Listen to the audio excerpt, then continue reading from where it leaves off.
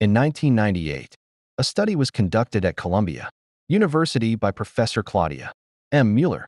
She took a large group of fifth-grade students and asked them to solve several puzzles on their own. These puzzles were quite challenging, but regardless of how each child performed, they were all told that they had scored very well, that they had performed better than most other students. Later, half of these students were told that they achieved high scores because of their hard work, while the other half were told that it was due to their intelligence and talent. Then, each student was given 3 more types of puzzles to solve: easy, moderately difficult, and extremely challenging ones. What they found was very interesting. The students who were told that they performed well because of their intelligence spent most of their time on the easy puzzles. They spent almost no time on the extremely challenging ones, and overall, spent very little time trying to solve any puzzles at all, which indicated a low level of motivation. Most importantly, when they were asked whether they enjoyed the experiment, they said that it wasn't very fun for them. On the other hand, the students who were told that they performed well because of their hard work also spent time on easy puzzles, but they focused more on the difficult ones as well. They spent significantly more time overall trying to solve the puzzles, which showed a higher level of motivation. And most importantly, after the experiment, they said that they genuinely enjoyed the entire experience. So, what can we learn from this study? There is a concept called the locus of control, which basically refers to the degree to which you believe you have control over your own life. The children who were told that they succeeded because they were intelligent and talented began to believe in an external locus of control. They were led to think that their success was due to factors outside of their control. Think about it. Can you really control whether or not you are born smart? On the other hand, the children who were told that they did well because they worked hard started to believe in what is called an internal locus of control. They believed that the factors leading to their outcomes were within their control.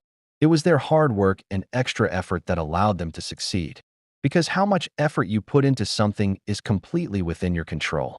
Studies on the locus of control, like this one, have shown time and time again that having an internal locus of control is the key to staying motivated.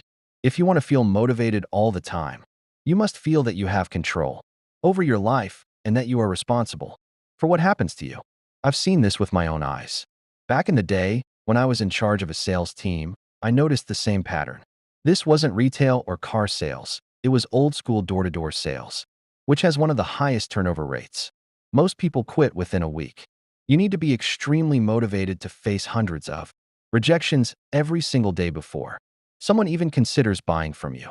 Over time, I developed a sharp sense of who would actually last and who I should invest more time and energy in training. Whenever a new salesperson had a bad first day, meaning they made no sales, I would ask them, "Why do you think you didn't make any sales today?" And I would carefully listen to their answer. If they blamed the weather, the weekend, or the neighborhood, it was clear they had an external locus of control. They believed that the reason they couldn't make sales was due to factors outside of their control. And because of that belief, they spent less time knocking on doors, which was actually the real reason they weren't making any sales. That's the curse of having an external locus of control. When you feel like nothing you do matters, you stop working. You stop trying. Because what's the point of trying when it feels like the world is against you? So, how do we develop an internal locus of control and stay motivated all the time? The best way is surprisingly simple. Start solving problems in your own life and take a moment to recognize that it was your actions that solved those problems. Let me give you an example. Imagine you're someone who struggles to fall asleep.